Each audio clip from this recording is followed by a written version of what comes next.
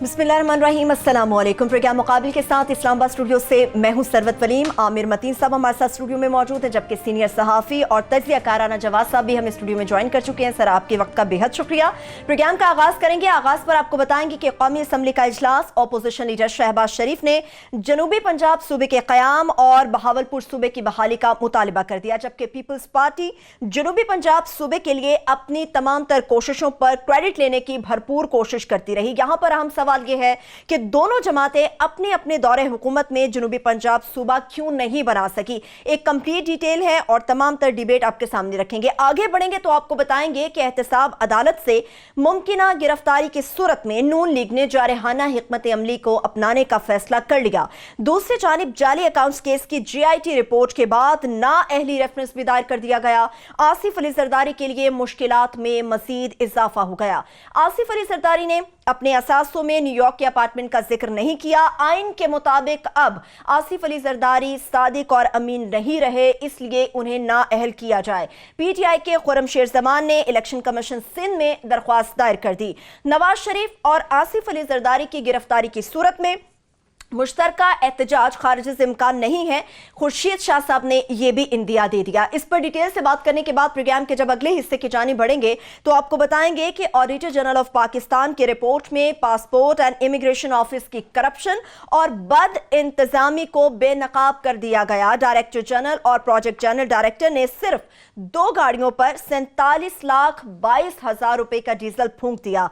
3 साबिक DG passports की जानिब से 31 लाख रुपए गैर कानूनी कार अलाउंस लेने का भी बड़ा इंकशाफ, जबकि 2000 से जायद अफराद को गैर कानूनी तरीके से ब्लू पासपोर्ट जारी करने का इंकशाफ भी हुआ है। पासपोर्ट ऑफिस के आला अफसरान कौमी खजाने को किस किस तरीके से चूना लगाते रहे, इसकी मुकम्मल डिटेल आपके साथ शेयर करेंगे। और प्रोग्राम के आखिरी हिस्से में आपको बताएंगे कि इस्लामाबाद के तालीमी इदारों को नशे की लत ने जकड़ लिया। 75% ऐसी तालिबात हैं जो कि आइस क्रिस्टल नशे में मुब्तला हैं। इस धंधे के पीछे माफिया कौन सा है, इसको भी बेनकाब करने की कोशिश करेंगे। मगर सबसे पहले कौमी असम्बली के इजलास के हवाले से बात करेंगे। आमिर साहब, सबसे बड़ी चीज़ जो वहाँ पे नजर आई, जनूबी पंजाब सूबे के क़याम और बहावलपुर सूबे के बहाली का जो मुतालबा शहबाज शरीफ साहब ने किया, ये लोग अपने दौरे हुकूमत में तो कुछ ना कर सके, जबकि पीपल्स पार्टी का तो अपना वज़ीर आज़म सराइकी था, ये जनूबी पंजाब को सूबा क्यों ना बना सके? ये इस पे तो बात करते हैं, मगर उससे ज़्यादा बड़ी खबर वहाँ ये थी कि प्रोडक्शन ऑर्डर साद रफ़ीक के स्पीकर ने इशू कर दिए। तो 2-4 रोज़ से यही इशू बना हुआ था। तो ये मैं समझता हूँ बड़ी अच्छा काम किया, क्योंकि एक रवायत अभी बन गई हुई, अच्छी रवायत बन रही है कि जिसके भी ये बाई पार्टीज़न इशू बन चुका हुआ था कि जिसकी भी गिरफ्तारी या जो हो तो प्रोडक्शन ऑर्डर दिया जाना चाहिए था। गवर्नमेंट PTI वाली ये डिले कर रहे थे। तो पहली अच्छी बात तो ये हो गया। बाकी जनूबी पंजाब का इशू जो है, ये एक पाकिस्तान में बड़े दुनिया में कम ही मुल्क हैं जिसके अंदर एक सूबे की इतनी आबादी है कि वो गवर्नमेंट बना सकते हैं, और ये चलता आ रहा था मसला बड़े अरसे से। तो फाइनली आज उसको टेकअप किया गया है, मगर अभी वो शुरू ही हुआ है तो कंट्रोवर्सीज पहले ही आ गई हैं, और ये वाह ज़ाहिर है बहुत ही कंट्रोवर्शियल इशू है। इस पे बड़े लोगों की बड़ी मुख्तलिफ आराएं, तो सियासत उसके अंदर आड़े पे नज़र आनी शुरू हो गई है कि आड़े आ रही है। सबसे पहले तो इसका जो आज प्रपोज किया गया वो शहबाज शरीफ साहब ने किया। अब 30-35 साल में से 22 साल जो है नून लीग की तकरीबन हुकूमत रही है पंजाब में, अभी तक उन्होंने खुद कुछ नहीं था किया। आज शहबाज शरीफ का ये करना इसलिए और राना साहब मीनिंगफुल था कि एक तो जाहिर है एक वजह हो सकती है क्योंकि उनको वो सराइकी इलाकों से इस दफ़ा वोट नहीं मिला, तो उनका ख्याल है कि क्योंकि अपोजिशन में रह के हर एक कुछ तरह का ख्याल आ जाता है जब चीफ मिनिस्टर आप होते हैं, उस वक्त कोई भी आदमी सिटिंग चीफ मिनिस्टर है वो नहीं करता। तो वो उस्मान बुज़दार साहब का कम अज़ कम ये है कि तो सराइकी इलाके से हैं, दूसरा उनको कंसर्न नहीं होगा कि ये 2 अगर पंजाब के टोटे हो जाएँ तो कोई वो नहीं है।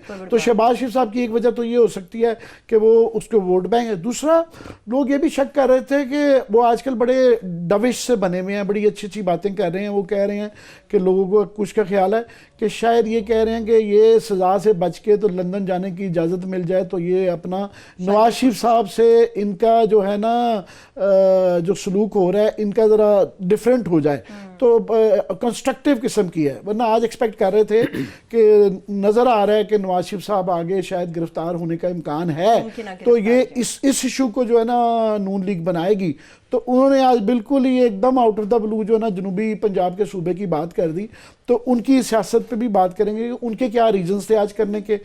ساتھ ہی اس کے اندر آگے پہلے تو سب سے زیادہ مولانا واسع جے یو آئی نے اپنا انہوں نے بیچ میں انٹری ڈال لی. ان کا کہنا تھا مولانا واسع صاحب نے کہ جی اگر یہ صوبہ کا شروع ہوگا مسئلہ تو پھر بلوچستان والے بھی اپنا ان کے ہاں بھی وہ دو ٹوٹے کرنا چاہ رہے ہیں, پشتون علاقہ علیحدہ اور بلوچ علاقہ. بلوچستان کے اندر بھی 2 صوبے بننے چاہیے, باقی صوبوں کا بھی مسئلہ آئے گا. ان کے ساتھ ہی اختر جان منگل جو ہیں وہ کھڑے ہو گئے. انہوں نے لارجر بلوچستان کے حوالے سے انہوں نے وہ کنٹروورسی چھیڑ دی کہ جی بلوچستان کا حصہ جو ہے ایوب خان نے ایران کو دے دیا تھا وہ واپس لیا جائے, اور پنجاب کے اندر جو بلوچ ایریاز آگے میں ڈی جی خان وغیرہ وہ بھی ہمیں واپس دلوایا دینا چاہیے. تو وہ چھوٹے مسئلے کا بڑا مسئلہ بنتا جا رہا تھا. اور ساتھ میں مرتضیٰ عباسی صاحب آگے نون لیگ کے, انہوں نے کہا جی یہ اس کے ساتھ ہی پھر جو ہے نا ہزارہ صوبہ بھی بننا چاہیے. صرف جو ہے سب سے مناسب آواز جو ہے نا بلاول بھٹو کی تھی, انہوں نے کنٹروورسی نہیں کریٹ کی. انہوں نے کہا جی بڑی اچھی بات ہے, بالکل اس کو آگے لے کے جانا چاہیے, پیپلز پارٹی کی سپورٹ ہے. بٹ سب سے بڑا ایشو ہے جنوبی پنجاب کے اندر سرائکی ایریاز کے اندر جو ہے وہاں پہ طارق بشیر چیمہ صاحب نے اور اعظم فاروق جو وہاں کے بہاولپور کے ایم این اے ہیں, انہوں نے کہا جی ہمیں جو ہے نا ملتان صوبہ نہیں چاہیے, جنوبی پنجاب نہیں چاہیے, ہمیں بہاولپور صوبہ چاہیے. تو بہت زیادہ ان کے وہ تھا. اور وہاں پہ ایشو یہ ہے کہ ملتان کے اندر پھر بھی پنجابی ورسز سرائکی ایک ٹینشن رہتی ہے, مگر بہاولپور کے اندر کیونکہ ہر قسم کی اقوام وہاں پہ بڑی ایک کلچر ہے وہاں پہ کہ وہاں پنجابی بھی ہیں, کچھ پختون ٹرائبز بھی ہیں, اور وہ سارا ایک کو ایگزسٹنس کا کلچر ہے. تو ان کا تھا کہ جی ہمیں جو ہے ملتان نہیں سوٹ کرتا, اور باول نگر کے لوگ وہ لاہور چلے جاتے ہیں بجائے اس کے کہ ملتان آئیں. تو ان کا تھا کہ جی ہمیں بہاولپور پہلے بھی ایک کیونکہ اسٹیٹ رہی ہوئی ہے تو ہر صورت میں بہاولپور صوبہ چاہیے. ابھی جو ہے ثناء اللہ مستی خیل میاں والی سے کھڑے ہو گئے, انہوں نے کہا جی ہمیں تو یہ بھی چاہیے, تو ڈیرہ اسماعیل خان بھی چاہیے, اور سارا کچھ ہی چاہیے, خوشاب بھی چاہیے. تو یہ ابھی مسئلہ شروع نہیں ہوا تو وہ پہلے ہی کنٹروورسی والا ہو گیا. تو آئیڈیا یہ ہے کہ کچھ نہ کچھ ہو جائے, جس طرح فاٹا کا آگے مرجر کیا گیا تو بڑے لوگوں کے پاس بڑی سلوشنز تھی, مگر جو پہلے پاسبل ہے ایزیلی, تو کیونکہ پنجاب کے اندر یہ کنٹروورسی نہیں ہے, سندھ کے اندر بھی کنٹروورسی ہے, کے پی کے اندر بھی کنٹروورسی ہے, بلوچستان کے اندر بھی مختلف صوبوں کی کنٹروورسی ہے. پنجاب میں مور لیس کنسنسس ہے, تمام پارٹیز بھی کہہ چکی ہوئی ہیں, اور پنجاب کے اندر سینٹرل پنجاب میں سے کوئی ریسسٹنس نہیں ہے کہ جو کہتا ہو کہ نہ کریں. تو جو کیا جا سکتا ہے وہ کر لینا چاہیے. آئی جسٹ ہوپ کہ یہ آگے چل کے بجائے اس کے کہ وہ ایک ہی ٹھیک ہے اگر سوٹ کرتا ہو اور لوگوں کو اعتراض نہ ہو تو 2 صوبے بھی بنا لیں پنجاب کے, 3 بھی بنا لیں. انڈین پنجاب کیونکہ یاد رہے کہ ان کے ہاں 3 صوبے, وہ ہمارے سے پہلے ہی چھوٹا تھا, وہاں ہماچل بھی بن چکا ہے اور ہریانہ علیحدہ ہو چکا ہے. تو کوئی حرج نہیں ہے, بہاولپور صوبہ بھی بن جائے, ملتان بھی بن جائے اور پوٹھوہار بھی بن جائے, تو کوئی حرج نہیں ہے. مگر یہ کنٹروورسی کی وجہ سے یہ نہ ہو کہ یہ معاملہ دب جائے, میرا یہ خیال ہے. جواد صاحب آپ کیا کہتے ہیں؟ میرا خیال ہے عامر اس میں بنیادی طور پہ تو آپ یہ دیکھیں کہ 70 سال سے پاکستان آگے گیا یا پیچھے گیا, اور آپ کو نظر آتا ہے کہ کہیں نہ کہیں کوئی ایسی بڑی خرابی ہے جس کو ہم ایڈریس نہیں کر رہے. اور بہت سارے لوگوں کا خیال ہے کہ آپ اپنے فیڈریشن مضبوط اس وقت ہوگی جب اس کے فیڈریٹنگ یونٹس جو ہیں وہ سیلف گورننس کے اوپر یا ڈیلیوری کے اوپر بہتر کام کر سکیں گے. اب آپ مجھے بتائیں کہ پنجاب کا صوبہ اتنا بڑا ہے, اس کے لیے یہ ایک ناممکن ٹاسک ہے. آپ کا میجر بجٹ جو ہے وہ لاہور پہ, سینٹرل پنجاب پہ چلا جاتا ہے, ساؤتھ پہ آف لیٹ شہباز شریف صاحب نے خرچ کیا, لیکن دیٹ واز ناٹ انف. تو بنیادی بات یہ ہے کہ اگر ہمارے صوبے نہیں نئے بن سکے تو اس کے پیچھے کیا پولیٹیکل کنسنسس نہیں تھا یا اس کے پیچھے کوئی ڈیلیبریٹ پالیسیز تھی؟ اب میں یہ سمجھتا ہوں جو آپ بات کر رہے ہیں آج قومی اسمبلی کے اندر جو ہمیں ویئرنگ ویوز دیکھنے کو ملے, یہ ڈائی ڈاؤن ہوں گے. یہ ڈیبیٹ بڑی اچھی ہے جب لیڈرشپ, پولیٹیکل لیڈرشپ پارٹی کی ایک ساتھ کھڑی ہوتی ہے اور ان کا ایک پوائنٹ آف ویو ہوتا ہے تو وہ اس کے اندر کنسنسس ڈیفینیٹلی ایمرج ہوتا ہے. اور میرا خیال ہے کہ پنجاب کے حوالے سے سب سے پہلے کنسنسس تینوں میجر پولیٹیکل پارٹیز کے اندر ہے. پی ٹی آئی تو اپنے مینیفیسٹو میں کہہ چکی ہے, شہباز شریف صاحب نے آج کہہ دیا کہ ہم بالکل ساتھ دیں گے, بلاول بھٹو صاحب نے کہا کہ کریں, ہم تو پہلے چاہ رہے تھے کہ ہم نے تو ریزولوشن بھی لائی تھی.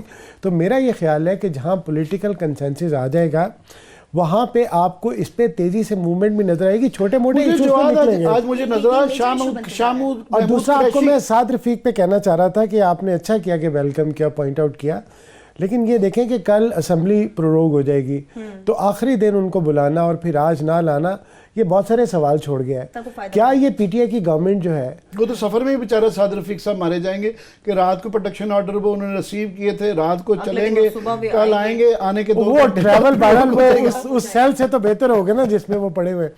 میں یہ کہہ رہا ہوں کہ پی ٹی آئی کی گورنمنٹ کو یہ ضرور سوچنا چاہیے کہ ان کی بھی ساکھ سٹیک پہ جاتی ہے. اگر وہ ایک فیصلے میں شہباز شریف صاحب کے پروڈکشن آرڈر کر رہے ہیں اور دوسرے میں نہیں کر رہے, انگلیاں اٹھی ہیں ان پہ, سوالات ہوئے ہیں, لوگوں نے پوچھا ہے آپ کو کوئی روک رہا تھا, آپ کے اندر کوئی کنسنسس نہیں ہوا, آپ نے یو ٹرن کیسے لے لیا اور اب پھر آپ نے آخری دن الاؤ کر لیے. It is not going to die down, یہ ان کے اوپر ایک آئے گا. کمنگ بیک آن جو آج ساؤتھ پنجاب جو ہے اس پہ شاہ محمود قریشی صاحب نے آج بڑا وہ اپنی جوشیلی تقریر تو وہ ساری کی, پر ساتھ میں انہوں نے کہا جی ہم پہلے جو ہے یہ جو سیکریٹریٹ ملتان میں بنانا چاہ رہے ہیں آلٹرنیٹ جو ہے اس کو پہلے کر دیں.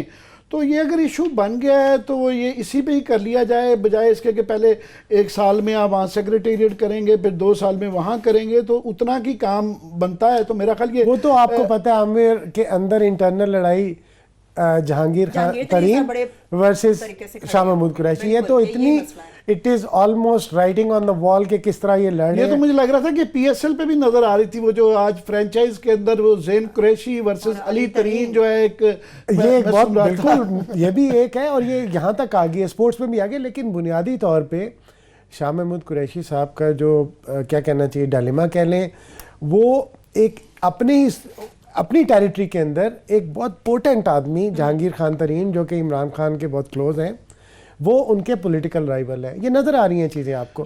لیکن میرا پھر میں اس پہ آتا ہوں واپس کہ جو جنوبی پنجاب کے صوبہ بنانے کی آپ بات کر رہے ہیں, وہاں پہ سرائکی جو انڈر کرنٹس ہیں, اگر پولیٹیکل لیڈرشپ اس پہ کنسنسس کر لیتی ہے اور جو ہماری دوسری قوتیں ہیں وہ بھی اس کو سپورٹ کرتی ہیں. آپ مجھے بتائیں کہ سرائکی ایشو کب بنا تھا, آپ کو یاد ہوگا, لسانی ایشوز کب بنے تھے.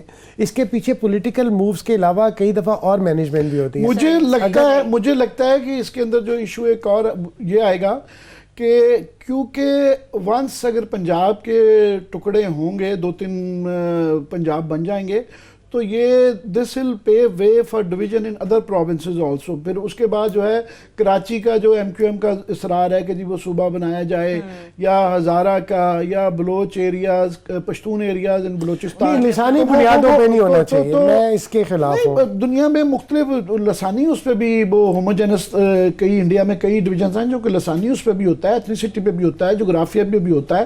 وہ ایکچولی کنسنسس ہو جائے تو کوئی ایڈمنسٹریٹولی دیکھ رہا نا کہ الٹیمیٹلی آپ کو یہ دیکھنا چاہیے کہ لوگوں کو مجھے نظر آ رہا ہے کیونکہ لاسٹ ٹائم یہ ایشو چڑھ رہی تھی تو مجھے موقع ملا تھا, ہمارے جو کچھ نیشنلسٹ بھائی جو کہ ماضی میں سرائکی صوبے کی سپورٹ کرتے رہے, انہوں نے فوراً کہا کہ یار یہ تو پھر سینٹ کے اندر کیونکہ سب کے برابر کے ووٹس ہوتے ہیں, فیڈریشن کی نمائندگی ہوتی ہے, ان کے اسی بہانے تو یہ پھر پنجاب کے اور لوگ سینٹ کے اندر آ جائیں گے.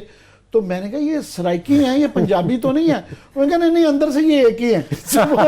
سو یہ اب آپ دیکھیے گا ریسسٹنس جو ہے نیشنلسٹوں سے جو کہ آگے سرائکی اس کی سپورٹ کرتی رہی ہیں صوبے کی, تو ابھی یہ جو اگر اپوزیشن آئے گی تو یہ وہاں سے نیشنلسٹوں سے آئے گی, سندھی نیشنلسٹوں سے بھی آئے گی, بلوچ نیشنلسٹوں سے بھی آئے گی, اردو اسپیکنگ سے بھی آئے گی. یہ ڈیبیٹ ایک دفعہ اس ملک میں ضرور ہونی چاہیے کہ کیا ہم کس فلسفی پہ چل رہے ہیں. کیا فیڈریشن مضبوط ہوگی تو پاکستان خوشحال ہوگا, یا آپ کے صوبے بہتر پرفارم کر رہے ہوں گے تو پاکستان اور فیڈریشن خوشحال ہوگی. یہ فیصلہ انہی ایڈمنسٹریٹو فیصلوں کے نتیجے میں آئے گا. اتنے بڑے صوبے میں کوئی آدمی گورننس کو ڈیلیور نہیں کر سکتا. آپ اس کو ٹکڑوں میں نہ کہیں, آپ اس کو یہ کہیں کہ یونٹس بن جائیں گے. چھوٹے چھوٹے یونٹس انڈیا نے ابھی بنایا, چھتیس گڑھ اور بے شمار اور انہوں نے بنائے. آپ یہ دیکھیں کہ ان کی پولیٹیکل فلسفی ہے اس کے پیچھے. تو ہمیں یہ اس کو اسی طرح دیکھنا چاہیے کہ اگر صوبے بنتے ہیں, ایڈمنسٹریٹو یونٹ چھوٹے ہوتے ہیں, لوگوں کے رائٹس, لوگوں کو ایکسیس جلدی ملتی ہے, پاکستان کی فیڈریشن مضبوط ہوگی. اس ایڈمنسٹریشن کے علاوہ ایشو لوگوں کی ایک حسرتوں کا بھی ہوتا ہے, یہ آئیڈینٹی کے ایشوز ہوتے ہیں, لوگوں کا ایک ایموشنل وہ بھی ہوتا ہے کہ جناب ان کو ایک شناخت چاہیے ہوتی ہے, اور بالکل اس میں کوئی صرف ایڈمنسٹریٹو اکنامک ریزنز وہ بھی ہیں, وہ بھی ہونے چاہیے, مگر اصل بات یہ ہے کہ ایک علاقے کے لوگ اگر وہ اپنی ایک علیحدہ شناخت چاہتے ہیں, بلانگنگ ہونی چاہیے, تو حرج بالکل کوئی نہیں ہے. مگر یہ ابھی کمیشن بنے گا, میرا خیال یہ سارے ڈفرینسز فائنلی وہاں جا کے آئرن آؤٹ ہوں گے. اچھا ہے سب کمیٹی کے اندر یہ بیٹھ کے یہ کمیٹی بنا لیں, کمیشن بنا لیں, اس کے اندر یہ والے فیصلے, اس کے بعد پھر یہ ڈیبیٹ آئے. مگر آئی بلیو کہ پارلیمنٹ کے اندر ڈیبیٹ اچھی چیز ہوتی ہے, کم از کم آج پتہ لگ گیا کہ ہو سٹینڈز ویئر. کم از کم یہاں پہ وہ پارٹیز, تمام ہی پارٹیز, کیونکہ اس کے اوپر یہ کہتی رہی ہیں اگر کوئی اس کو اپوز کرے گا یا روکے گا تو کم از کم آن ریکارڈ آ جائے گا, پتہ چل جائے گا کہ جناب اس پارٹی نے اس موقع پہ یہ ریسسٹ کیا تھا, تو وہ آ جائے گا. میرا لاپ مجھے وقفے کی جانب بڑھنا ہوگا, چھوٹی سی بریک کی جانب بڑھتے ہیں, بریک سے واپس آئیں گے, گفتگو کا سلسلہ یہیں سے آگے بڑھے گا, مگر اس کے ساتھ ساتھ 24 دسمبر کی تاریخ کے اوپر خاص طور پر ہم بات کریں گے اور یہ بھی جاننے کی کوشش کریں گے اگر نواز شریف اور آصف علی زرداری کی ممکنہ گرفتاری کے جو تاثر مل رہا ہے, اگر ان کی گرفتاری ہو جاتی ہے تو پھر پاکستان کا سیاسی منظرنامہ موجودہ حالات میں کیا ہو سکتا ہے. ایک چھوٹی سی بریک, واپس آئیں گے, ڈیٹیل آپ کے ساتھ شیئر کریں گے, ساتھ رہیے.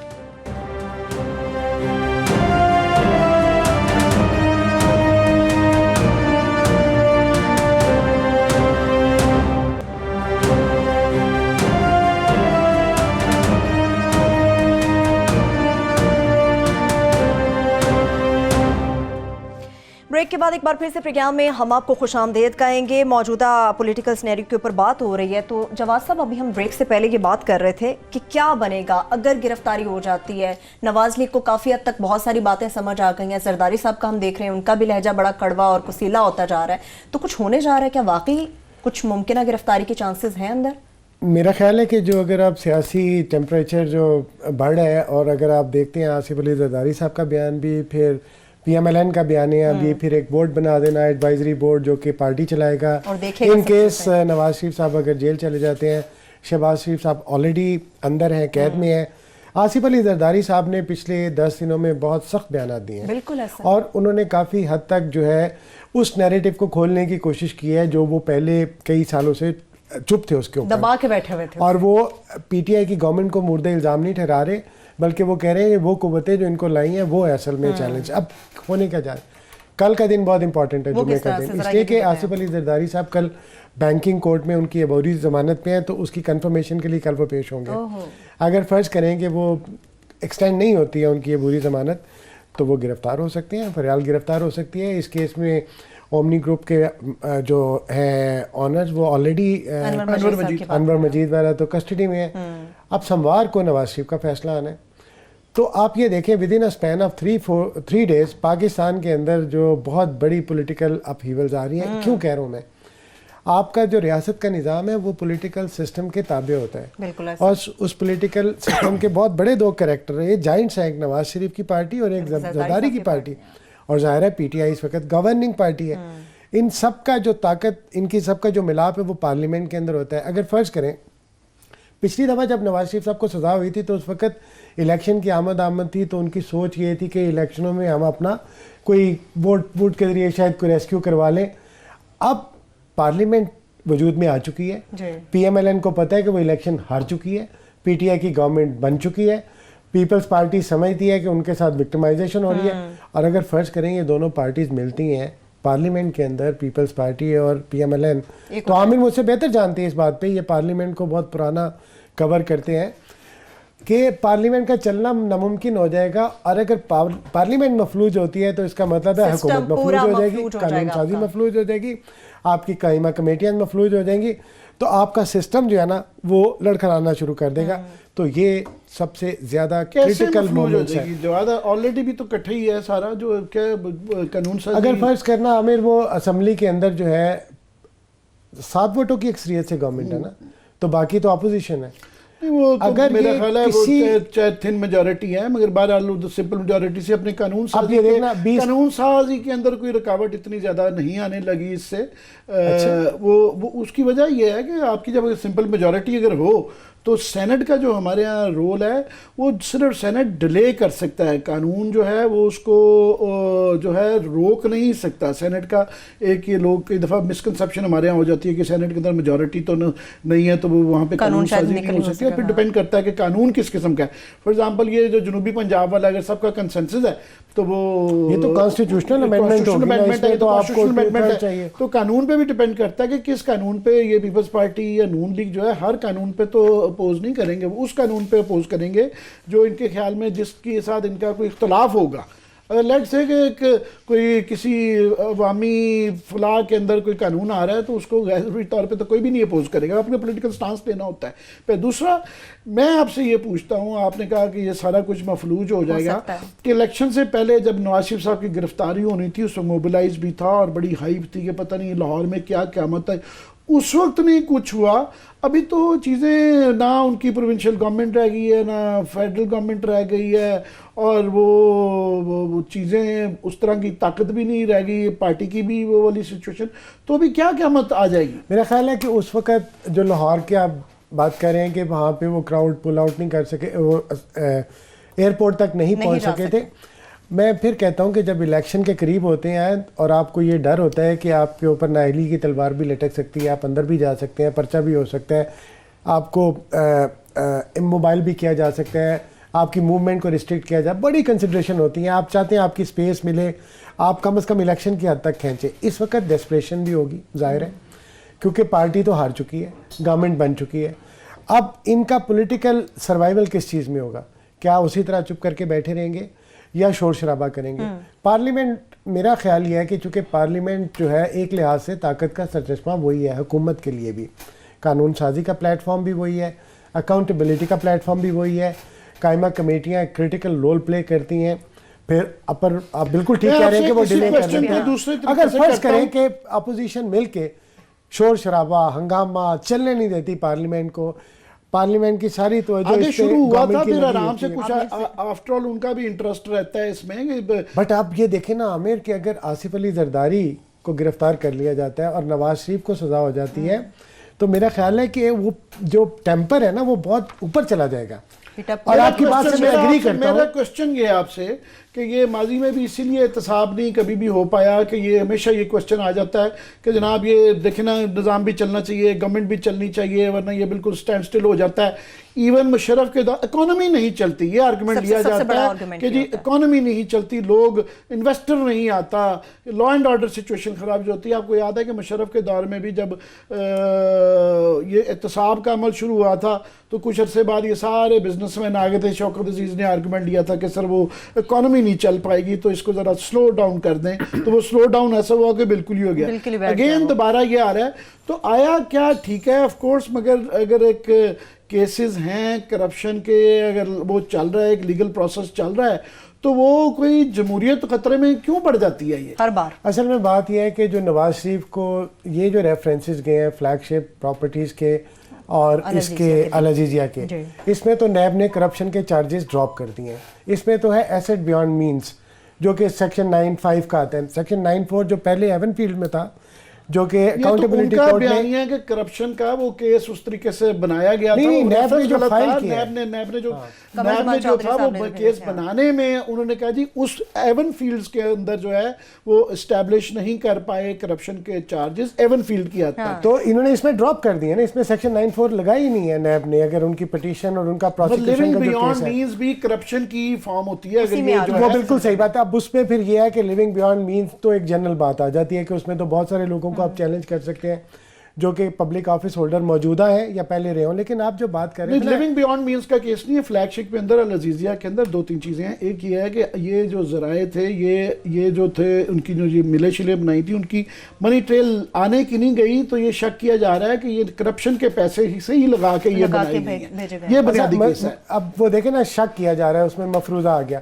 ایک کیس یہ ہوتا ہے کہ جی جناب یہ کیس تھا, اس کے اندر انہوں نے یہ ٹھیکہ دیا تھا, یہ میٹرو بس بنائی, یہ اورنج ٹرین بنائی, یہ پاور پلانٹ لگایا, یہ موٹر وے بنائی, جو بھی کیا انہوں نے, اس کے اندر سے انہوں نے یہ $60 ملین تھا, انہوں نے $50 ملین جیب میں ڈال لیا, اور یہ اس کی ہے, یہ اس کے اکاؤنٹ ہے, اس میں پیسہ گیا. تو یہاں پہ بارے ثبوت جو ہے نا پچھلے وہ بات آپ کی ٹھیک ہے, اس دفعہ نواز شریف صاحب پہ بارے ثبوت جو اس کو انٹرپریٹ کیا جا رہا ہے کیس کو, کہ ان کے اوپر آ گیا کیونکہ منی ٹریل اسٹیبلشڈ ہو گئی تھی کہ وہاں سے پیسے ان کے بیٹوں کے اکاؤنٹ سے ان کے اکاؤنٹ میں آئے ہوئے میجر بینیفیشری اور مریم بی بی تھی, اور آئے بھی بینکنگ ٹرانزیکشن کے ذریعے. تو اس کے بعد ان کو بتانا تھا کہ وہ جو وہاں پہ اسٹیل مل العزیزیہ اور فلیگ شپ ہل میٹل جو اسٹیبلشمنٹ لگائی گئی, تو وہ وہاں پہ پیسے کیسے گئے جانے کی کوئی تفصیل نہیں ہے, آنے کی تفصیل موجود ہے. تو بارے ثبوت ان پہ خیال یہ کیا جائے. یہ بالکل صحیح بات ہے کہ نیب کا یہ کیس ہے, لیکن آپ جو احتساب کی بات کریں نا عامر, ہمارا المیہ یہ ہے اس ملک کا کہ یہاں پہ احتساب کے نام پہ ہمیشہ سیاست کی جاتی ہے. آپ تاریخ اٹھا کے دیکھ لیں, میں یہ بات نہیں کہہ رہا کہ نواز شریف یا بے نظیر بھٹو یا زرداری یا سیاستدانوں کو کیوں سزا ہوئی. آپ دیکھیں ہر دور میں جو احتساب ہوتا ہے وہ ایک خاص طبقہ, اس کا ایک خاص قسم کی سوچ اس کی ٹارگٹ ہوتا ہے. الٹا ہوتا ہے کہ کرپشن آپ اپنی سیاست کی وجہ سے چھپا لیتے ہیں کیونکہ آپ اس کو پولیٹیسائز کر دیتے ہیں, کیونکہ آپ کا احتساب جو ہے کراس دا بورڈ نہیں ہے, کیونکہ احتساب آپ ڈنڈے کے زور پہ کر رہے ہیں, کیونکہ احتساب میں آپ اپنی ٹرانسپیرنسی قائم نہیں کر پا رہے ہیں, کیونکہ آپ لیجیٹیمیسی نہیں لے رہے ہیں. آپ یہ دیکھیں احتساب کا عمل 1956 سے شروع کر دیں, پھر ہر دور میں آئے آج تک. آصف علی زرداری کی مثال لے لیں. نہیں, کراس دا بورڈ ویسے میں I am just taking the dual side کہ کراس دا بورڈ ہونا بھی نہیں چاہیے, ہو بھی نہیں سکتا کہ ایک پارٹیز ہیں وہ 35 سال سے پاور میں, ایک پارٹی ہے جس کو صرف 5 سال اب موقع ملا ہے. سو کراس دا بورڈ والا تو مزے کی بات یہ ہے کہ جس کو آپ موقع ملا ہے, جس کا آپ موقع ملا ہے, اس کی 95% کیبنٹ وہ ہے جو پہلے 22 سالوں میں تھی. یہی پوائنٹ ہے, بالکل ایسا ہے. نواز شریف صاحب کے دور میں بھی اسی طرح سے تھا. لیڈر کو ٹارگٹ کرتے ہیں یا پارٹی ہیڈ کو یا پارٹی کو ڈس انٹیگریٹ کرنے کی کوشش کرتے ہیں یا اس کے اندر کوئی نئی چیز لاتے ہیں, یہ غلط ہے. اس لیے کہ میرا بھی انٹرسٹ ہے, آپ کا بھی انٹرسٹ ہے, ہماری اسٹیٹ کا انٹرسٹ ہے, ہمارے ریاستی اداروں کا انٹرسٹ ہے کہ اس ملک سے کرپشن ختم ہو, لیکن سمجھ نہیں آتی کہ کیوں نہیں ہو رہی ہے. اور مسئلہ کیا ہے کہ لوگوں کو 1.28 کروڑ ووٹ نواز شریف اس وقت بھی لے گیا جب ان کے اوپر غداری کا بھی تھا, کرپشن کا بھی تھا, حب الوطنی بھی ڈاؤٹ میں تھی, پتہ نہیں کیا کچھ تھا, بلاسفیمی کا بھی تھا. اس کے باوجود تو اس کا مطلب ہے کہیں نہ کہیں ہم کوئی نہ کوئی اسٹریٹجی لیک کرتے ہیں, یا تو یہ غلط تھا یا یہ صحیح نہیں ہوا, کسی نہ کسی جگہ پہ تو ہمیں ماننا ہے. تو اگر ہم احتساب کے عمل کی بات کرتے ہیں, بینگ واچ ڈاگ, تو ہم یہ کہتے ہیں کہ ابھی تک جو احتساب کا عمل اس ملک میں جاری و ساری رہا اور وقفے سے آتا رہتا ہے. آپ مجھے بتائیں 492 ارب روپیہ عاصم حسین کا, یاد نہیں ہے آپ کو, بھی چند سال پہلے کی بات ہے, اتنی اسٹیگرنگ اماؤنٹ, وہ کیس کدھر ہے؟ وہ بھی میں آپ کو تو تھوڑی سی یہ ہمارا سارا فوکس جو ہے نا وہ پالیٹیشین کے اس پہ ہی چلا جاتا ہے, مگر یہ آڈٹ کو ہم خاص طور پہ آڈٹ کی جو رپورٹ ہے اینول, اس پہ زیادہ فوکس اس لیے کر رہے ہیں جواز کہ پالیٹیشنوں پہ چلا جاتا ہے. اس کے اندر زیادہ ہمارے سرکاری بابوؤں کا ہے کیونکہ چیف فائنینشیل افسر جو ہے وہ سیکٹری ہوتا ہے, تو ان کی جو کرپشن ہے, اور اس دفعہ یہ بہت ہی خوفناک فگر یہ ہے کہ پچھلے سال کے مقابلے میں 85% جو ہے نا یہ بڑھ گئی ہے. عام تاثر یہ دیا جا رہا ہے کہ جی وہ ہمارے بیوروکریٹس ہی آج کل کام نہیں کرتے ہیں کیونکہ وہ ڈرتے ہیں نیب سے. بالکل ایسا نہیں ہے. اس کے ذریعے یہ ثابت ہوا ہے کہ آگے سے مس گورننس بہت خوفناک حد تک بڑھ گئی ہے. پچھلی دفعہ جو آڈٹ کے اندر بے قاعدگیاں تھیں وہ 3.5 ٹریلین کی تھیں, ابھی وہ تقریباً 5.8 ٹریلین, 6,000 ارب, یہ کوئی 700-800 بلین ڈالرز ہیں, 700-800 بلین ڈالرز ہیں, اور یہ بڑھ رہی ہیں. اس کا مطلب یہ ہے کہ بے دریغ ہمارا جو بیوروکریٹ ہے اس کو ڈر نہیں رہ گیا, کسی قسم کا خوف نہیں رہ گیا کہ کسی قسم کی ارریگولیرٹی, بے قاعدگی, غیر قانونیت, وہ بالکل بلا دریغ جو ہے وہ سائن کر رہے ہیں. اور اس کی بڑی ہے صرف یہ کہ ہم روز کا ایک آدھا ٹیک اپ کرتے ہیں جواد. صرف آج آپ کو بتا دیں کہ ہم نے پاسپورٹ اینڈ امیگریشن کی اس پہ آج فوکس کیا ہوا ہے, تو وہاں پہ جو پکچر نظر آ رہی ہے کہ اس کے اندر انہوں نے مونیٹائزیشن ایک بنائی. آپ کو پتہ ہی ہے, آپ خود بڑا بیوروکریسی فالو کرتے ہیں, کہ جی وہ ہم جو گاڑیاں استعمال کرتے ہیں وہ ہماری پرائیویٹ کرتے ہیں تاکہ ہمیں سرکاری گاڑیاں استعمال نہ کریں. اس میں انہوں نے کہا ہے کہ جناب یہ سارے افسران جو ہے نا یہ اپنی پرائیویٹ گاڑیاں بھی اس کا جو ہے مہینے کا 65,000 70,000 80,000 وہ بھی لیتے رہے, اور یہ سرکار کی ایک نہیں 3-4 گاڑیاں استعمال ہوتی رہی. آڈٹ رپورٹ یہ کہہ رہی ہے پاسپورٹ کے فار ایگزامپل افسران سنیں, بڑے بڑے افسران ہیں, ایک تو اسکندر سلطان راجہ صاحب، بعد میں ان کے اوپر یہ پیٹرولیم کے اندر بھی کیس بنا ہوا ہے، اب وہ ریلوے کے لگائے گئے ہیں سیکریٹری. یہ ان کا ہے کہ انہوں نے 7,33,000 مونیٹائزیشن میں بھی لے لیا، اور باقی گاڑیوں کے اندر جو انہوں نے استعمال کیا ہے، جو باقی دفتر کی گاڑیاں جو لے گئے ہیں ان کا، پھر عثمان اختر باجوہ صاحب ہیں اور سید واجد علی صاحب ہیں، ان سب نے کوئی 30 لاکھ کے قریب مونیٹائزیشن میں بھی لیا. اور باقی جو ہے انہوں نے جو گورنمنٹ کا پیسہ باقی گاڑیوں میں ضائع کروایا، ان کی وجہ سے جو استعمال ایکسیس ہوا ہے جواد، اس میں 31 لاکھ کا یہ والا ہے. دوسرا جو 2 گاڑیاں صرف جو انہوں نے استعمال کی ہیں، اس میں 4,71,22,000 کا ڈیزل، وہ کہہ رہے ہیں آڈٹ رپورٹ کہتے ہیں 2 گاڑیوں پہ ان کا اتنا ڈیزل اور پیٹرول استعمال ہوا ہے کہ لگتا ہے کہ یہ راؤنڈ دا کلاک گاڑیاں چلیں تو اتنا ڈیزل. یہ تو ہیلی کاپٹر ہے یا گاڑی ہے؟ وہی سارا ہے. واجد علی صاحب نے بطور ڈائریکٹر 6,13,000 کا غیر قانونی الاؤنس بھی لیا. وہ الاؤنس بھی اپنے آپ کو اعزازیہ دلوا لیتے ہیں. پھر اس کے بعد ہے کہ جناب ایک گاڑی میں اتنا پیسہ، یہ مائنڈ باگلنگ ڈیٹیلز ہیں اس کے اندر کہ کتنا پیسہ اس کے اندر استعمال کرتے رہے ہیں اور کیسے کیسے کس کس کو کتنے کتنے اعزازیے دیتے رہے ہیں. ٹوٹل جو ہے نا ملا جلا کے یہ فگر بنتا ہے ٹوٹل 4 کروڑ کچھ 41 لاکھ کی ٹوٹل جلا کے آ جاتی ہیں. پاکستان کی سب سے بڑی جو میرا خیال ہے کہ سب سے نمبر 1 ایشو، اور اگر آپ اس ایشو کو فکس کر دیں گے تو آپ کی گورننس بہتر ہو جائے گی، آپ کی ڈیلیوری بہتر ہو جائے گی، آپ کی گورنمنٹ بھی امپروو کرے گی، آپ کی ریاست بھی ترقی کرے گی. اور وہ ہے آپ کی بیوروکریسی کی پرابلم. آپ کی سب سے بڑی ہرڈل آپ کی بیوروکریسی ہے. اور عامر میں سمجھتا ہوں کہ اگر عمران ایک خان، فگر میں آپ کی بات کہتا ہوں، کل پرسوں یہاں پہ سابق جو آڈیٹر جنرل اختر بلند رانا صاحب آئے، وہ ہمارے ساتھ موجود تھے. میں تو ان سے سن کے انہوں نے کہا جناب یہ جو اتنی ایکسرسائز کرتے ہیں آڈٹ کا، آپ اتنا روتے رہتے ہیں، اس میں سے یہ 6,000 ارب روپیہ جو ہے، انہوں نے کہا اس میں سے 1% بھی ریکوری نہیں ہے.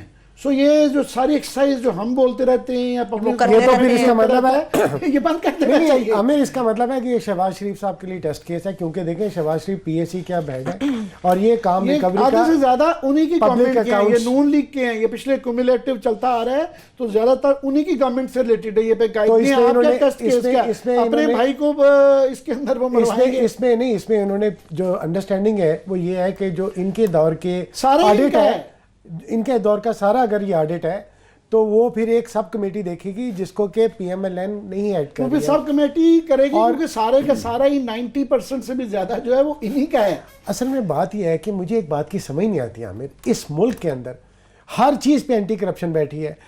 پاکستان واحد ملک ہے دنیا کا جس کے اندر record number of anti corruption bodies ہیں، جس میں اس کو شروع کریں، پروونشل دیکھیں، فیڈرل دیکھیں، نیب دیکھیں، پی ایس سی دیکھیں، اس کے باوجود کرپشن کا سب سے بڑا مسئلہ ہے. 6,000 ارب کیا ہے؟ 6,000 ارب کا مائنڈ باگلنگ فگر ہے کیا ایشو ہے کہ irregularities ہیں، پاکستان کے اندر سب سے زیادہ اکاؤنٹیبلٹی باڈیز ہیں دنیا کے کسی بھی ملک کے مقابلے میں.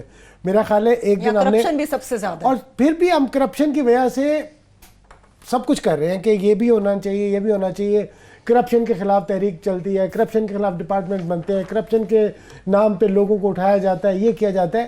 کمال نہیں، 70 کے قریب باڈیز ہیں پاکستان کے اندر. اور آپ کو پتہ ہے کیبنٹ ڈویژن کی بھی ایک باڈی ہوتی ہے جو کہ اینٹی کرپشن سے ریلیٹڈ ہوتی ہے. کمال ہے. یہ آپ جو 5.8 ٹریلین بتا رہے ہیں آڈٹ رپورٹ، میرا خیال ہے اس میں سے اس کا 10% آ جائے تو پاکستان کے سارے قرضے اتر جاتے ہیں. اس کا مطلب یہ ہے کہ یہ انہی سے ریکور کرنے ہیں. اس کا مطلب یہ ہے کہ یہ وہ پیسے ہیں جو غیر قانونی طور پہ خرچہ کیا گیا ہے اور ہمارے بابو اس کے لیے رسپانسبل ہیں، ان سے ریکوری کرنی ہے. تو یہ ریکوری کر لیں تو وہ جو عمران خان صاحب پرائم منسٹر یہ کہتے رہتے ہیں کہ وہ $200 بلین پتہ نہیں جو دبئی سے سوئٹزرلینڈ سے آنا ہے یا نہیں آنا، یہ تو 600-700 بلین ڈالرز ہیں جو کہ ہمارا اپنا پیسہ ہے اور ہمارے بچا لیں، اس کو ریکور کرائیں، اگلی دفعہ نہ کریں. اب تو عمران خان صاحب کی گورنمنٹ ہے. لیکن یہ عامر یہ بہت امپورٹنٹ بات جو آپ نے اٹھائی ہے، یہ بہت امپورٹنٹ بات ہے کہ ہمیں ایکچولی اس پہ فوکس کرنا چاہیے کہ ہماری جو لیکیج ہے وہ گورننس کا نظام آپ دیکھیں نا، آپ کا یہ ریفلیکٹ کرتا ہے کہ آپ کی مس گورننس، فائنینشیل مس گورننس کیا ہے اور آپ کا کیا سیٹ اپ اتنا زیادہ یہ کیا فٹیچر ہو چکا ہوا ہے نظام کہ جس کے اندر کسی اس کو یہ اسکیل دیکھیں نا 6000 ارب کا ایک سال میں 85% گروتھ ہوئی ہے آڈٹ کی irregularities میں. اس کا مطلب بڑھ رہا ہے. یہ چلیے ہم سب اس پہ بحث کریں گے مزید. ابھی مجھے فوری طور پر بریک کی طرف بڑھنا ہوگا. جب بریک سے واپس آئیں گے تو ڈوئل نیشنلٹی کے حوالے سے ہم بات کریں گے. یہ خبر یہ اسکینڈل ہمارے ہی پروگرام مقابل میں بریک کیا گیا تھا. چیف جسٹس پاکستان میاں ثاقب نثار نے اس پہ بڑا تاریخی فیصلہ دیا, وہ بھی آپ کے ساتھ شیئر کریں گے. مگر اس کے ساتھ ساتھ اسلام آباد کے تعلیمی اداروں کو جو نشے کی لت نے اپنے حصار میں جکڑ لیا, اس سے متعلق بھی اپڈیٹ کریں گے. چھوٹی سی بریک, ساتھ رہیے.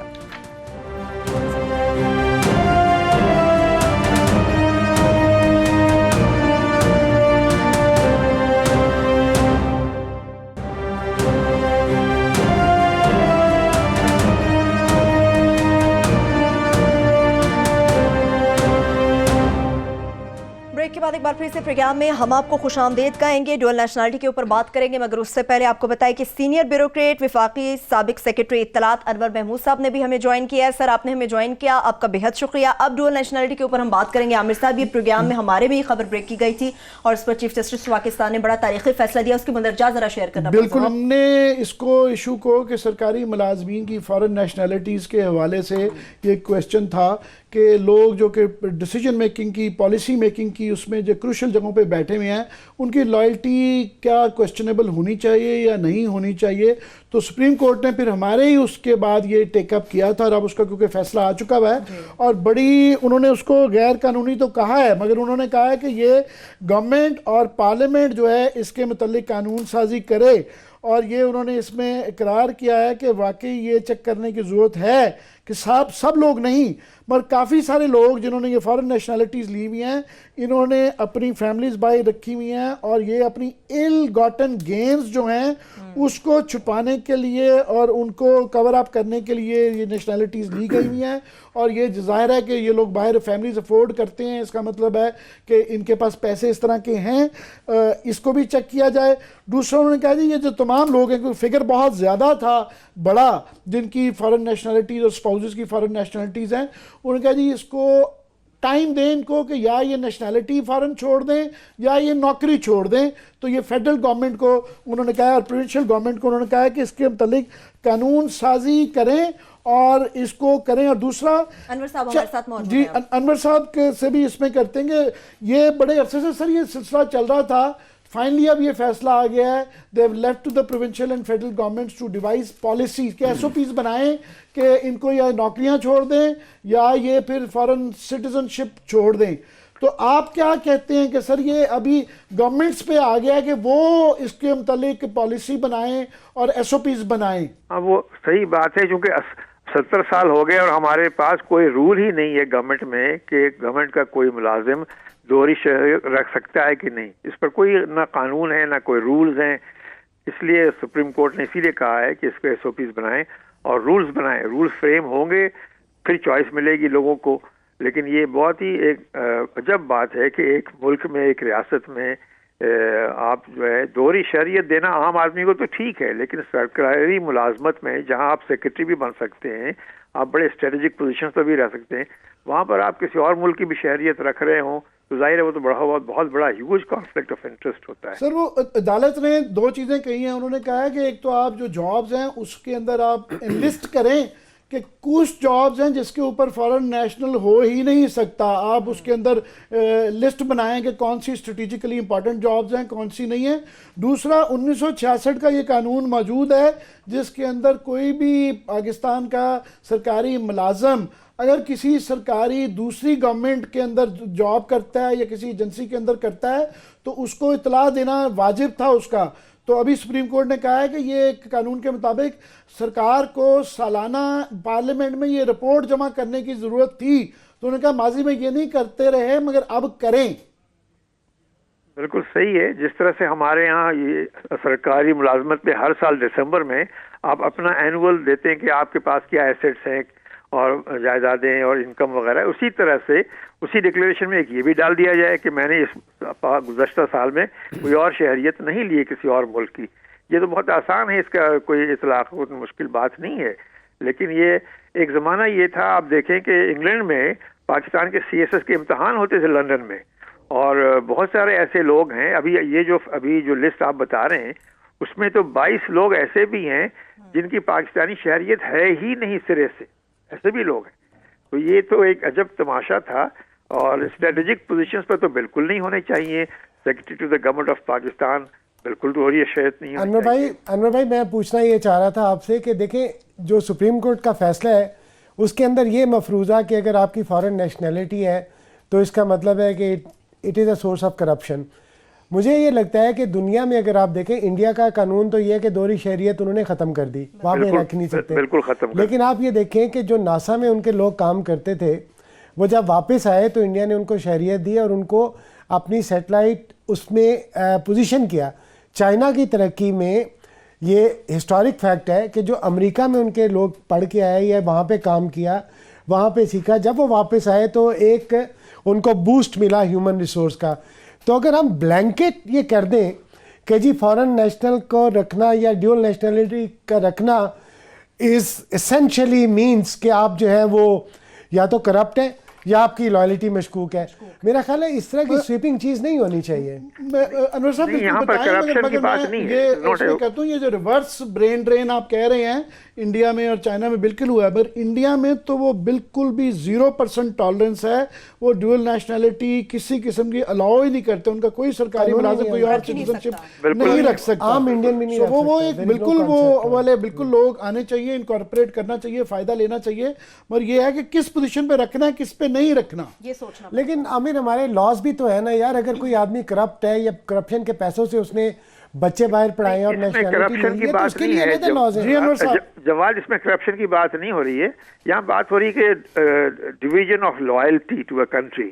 تو اگر لیکن ہمارے آئی ایگری ود جواد کے ایکسیپشنز ہونی چاہیے، فائدہ اٹھانا چاہیے. ہمارے یہاں ڈاکٹر ایتیو خان کی مثال ہے جی، باہر سے وہ اس وقت ہالینڈ میں تھے جب آئے. جی تو یہی ہے نا کہ وہ بالکل. سر ہمارے ساتھ ہی رہیے گا. ایک بڑی خوفناک ٹائم تھوڑا ہے چونکہ تو ہم جلدی سے وہ کر لیں کہ آج انٹیریئر منسٹر صاحب نے شہریار افریدی نے ایک بڑی خوفناک قسم کی جو ہے ایک انہوں نے کہا ہے کہ جی ایک سروے کروایا گیا ہے، دعویٰ کیا ہے کہ اسلام آباد کے اندر سکولز میں اور کالجز میں جو میتھ آئس جسے کہا جاتا ہے وہ اس کا نشہ بہت خوفناک حد تک بڑھ گیا ہے. ان کے مطابق کہ 75% جو ہے لڑکیوں میں اور 45% لڑکوں میں. اب یہاں سے یہ ہے کہ اسلام آباد میں تمام جو لوگ رہتے ہیں اس سے بڑا ایک خوف و ہراس پھیل گیا ہے کہ اس طرح کے مائنڈ باگلنگ فگرز ہیں. اور انہوں نے یہ نہیں بتایا کہ یہ سروے کا سیمپل کیا تھا، کیا کس نے سروے کیا، میں نے بھی ان کی جو تھی پڑھی ہے، اور دیکھا ہمیں ہے. لوگوں کو شک عورتوں کی جو خاص طور پہ تنظیمیں ہیں یا فیملیز بچوں کی جو والدین ہیں انہوں نے بھی بڑا پروٹیسٹ کیا ہے کہ جناب یہ عورتوں کی پہلے ہی ہمارے ہاں سکولوں کالجوں میں انٹری کم ہے، کے پی میں خاص طور پہ بہت ہی کم ہے. اور یہ کہہ دینا کہ جی لڑکیاں زیادہ استعمال کر رہی ہیں اور لڑکے کم کر رہے ہیں. یہ this needs to be recheck. جس کا کوئی میں نہیں سمجھتا کہ کوئی مستند کوئی سروے ہوا ہے اور اس کے نتیجے میں یہ فگرز آئی ہیں. میرے خیال سے اس کی ری چیکنگ کی ضرورت ہے بہت زیادہ، کیونکہ یہ this can be very misleading. لیکن یہ بہت ڈیمیجنگ ہے اس لیے کہ جیسے عامر نے پوائنٹ آؤٹ کیا کہ آلریڈی آپ کی لڑکیوں کی ایجوکیشن کا ایک بہت سنگین مسئلہ ہے. آلریڈی آج شفقت محمود صاحب نے کہا کہ ہماری خواندگی گر رہی ہے اور آپ بغیر کسی ثبوت کے ایک اکاؤنٹیبل پوزیشن میں بیٹھے ہوئے ہیں اور آپ ایسی بات کر رہے ہیں جس کا کہ آپ کے پاس پروف اگر نہیں ہے تو پھر آپ کو اس کی جواب دینا پڑے گا. بالکل میرے پاس وقت بھی بالکل ختم ہو چکا ہے. انور محمود صاحب ہمارے ساتھ موجود تھے. سر آپ کا بہت شکریہ. رانا جواد صاحب آپ نے ہمیں اسٹوڈیو میں جوائن کیا، آپ کے بھی قیمتی وقت کا بہت شکریہ. اس کے ساتھ ہی پروگرام اپنے اختتام کو پہنچ رہا ہے. اپنا بہت سا خیال رکھیے. خدا حافظ.